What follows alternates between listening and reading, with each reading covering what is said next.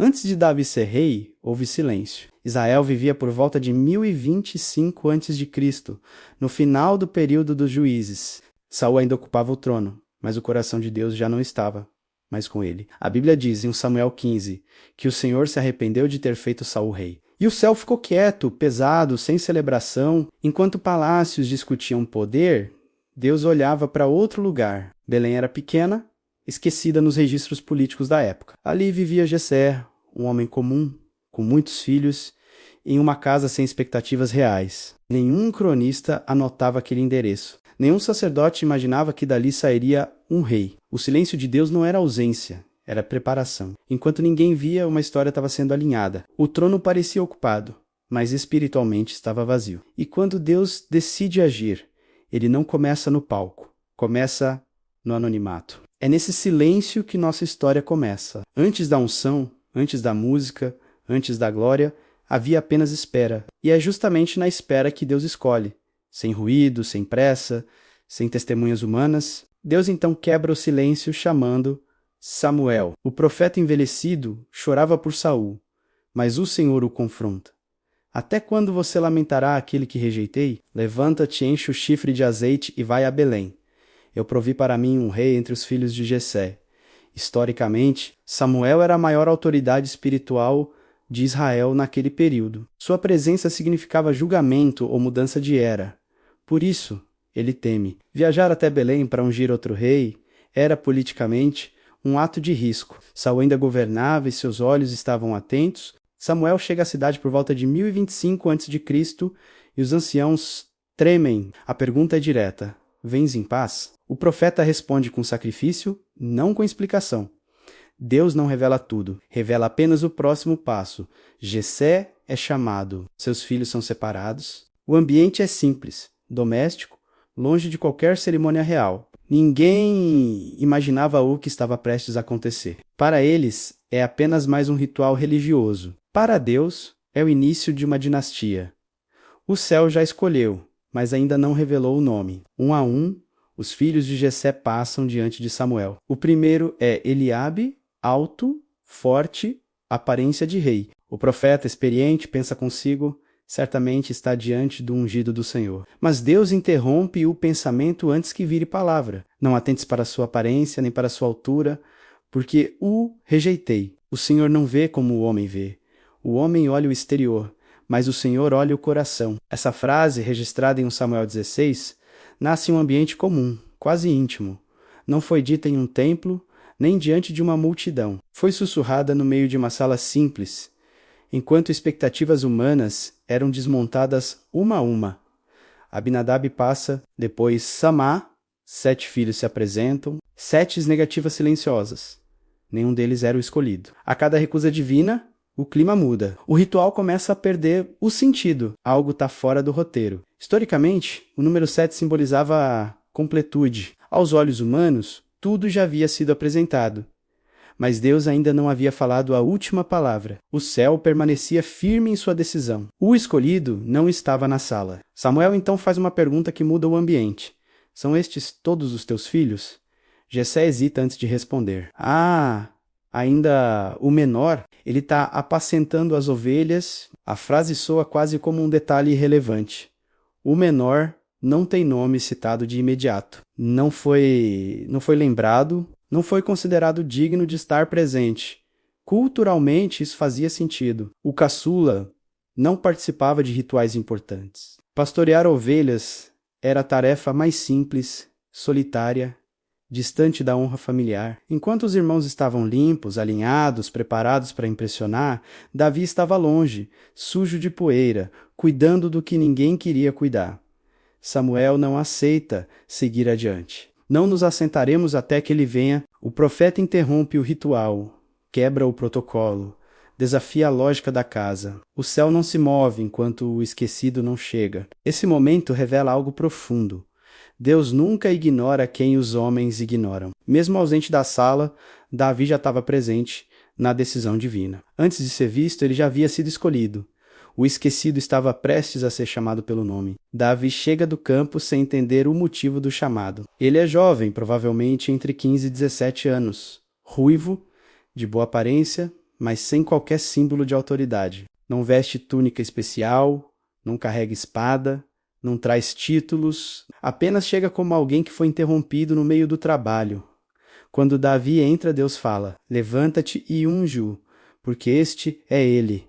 Não há discurso, não há explicação pública, apenas uma ordem direta do céu. Samuel derrama o azeite sobre a cabeça daquele jovem pastor, no meio dos irmãos que haviam sido rejeitados minutos antes. A unção acontece dentro de casa, não no palácio, sem aplausos, sem coroas, sem testemunhas influentes, apenas olhos correndo e um destino sendo ativado. A Bíblia registra que, a partir daquele dia, o Espírito do Senhor se apoderou de Davi.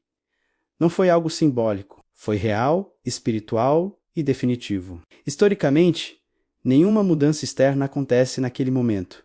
Saul continua rei, Davi continua pastor. E o campo continua sendo seu endereço. A unção não muda a agenda do dia seguinte, ela muda apenas o futuro. Deus havia escolhido um rei que ainda não podia ser visto como rei. Depois da unção, nada muda por fora. Davi não recebe ordens, não é apresentado ao povo, não é retirado do campo. Samuel vai embora, o azeite seca.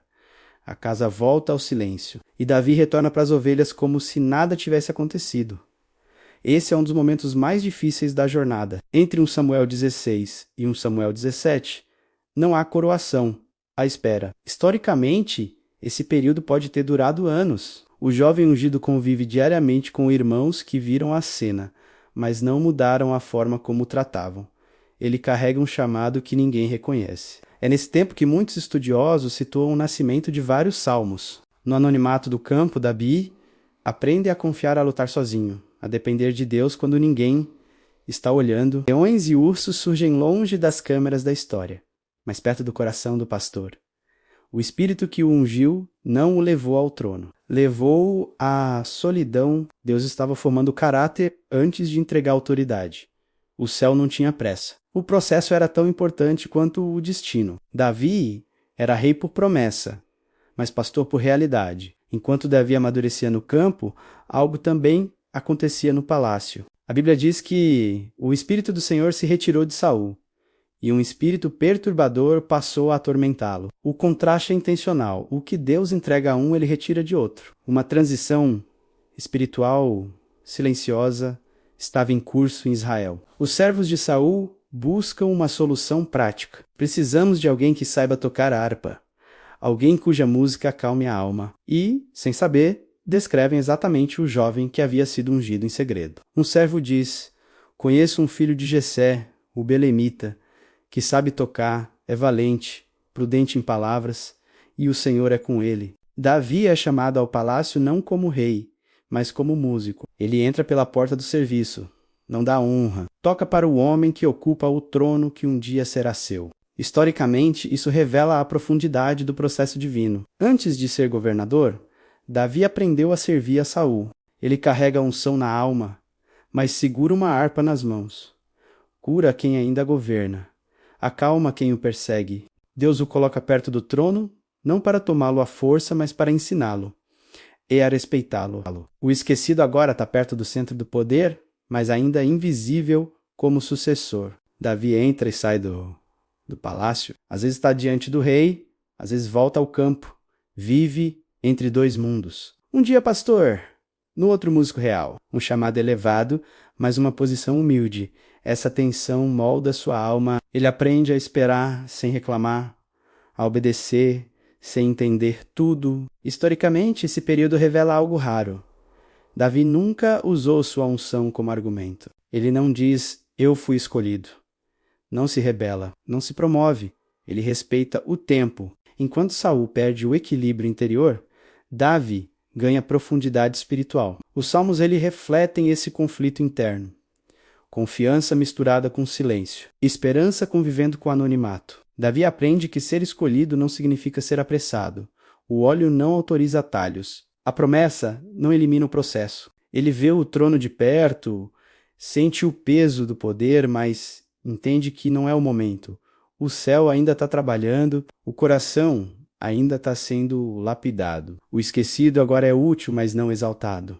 Próximo, mas não estabelecido. Deus está ensinando algo que muitos não aprendem, quem não sabe esperar, não sabe governar. O cenário está pronto. O vale ainda se aproxima e quando ele chegar, Davi não será apenas ungido, estará preparado. A história de Davi começa sem aplausos, mas não termina no esquecimento. O menino que foi ungido em silêncio aprendeu que Deus trabalha fora dos holofotes. O céu escolhe no secreto, forma no anonimato e revela no tempo certo.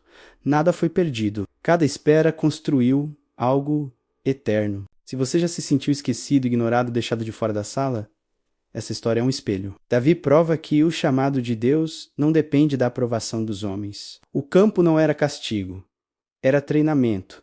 O silêncio não era abandono, era preparação. A jornada está apenas começando. O mesmo jovem que cuidava de ovelhas enfrentará gigantes, fugirá de cavernas e aprenderá a liderar uma nação. Mas tudo começa aqui, no dia em que Deus o escolheu, e mesmo quando ninguém percebeu. Se essa história falou com você, permaneça conosco. Esta é apenas a primeira parte da jornada de Davi. Nos próximos episódios, veremos como o esquecido enfrenta o vale, derrota o medo e descobre que os maiores gigantes nem sempre estão fora, mas dentro de nós. Inscreva-se, acompanhe a temporada completa e caminhe conosco por essa história real que continua falando até hoje.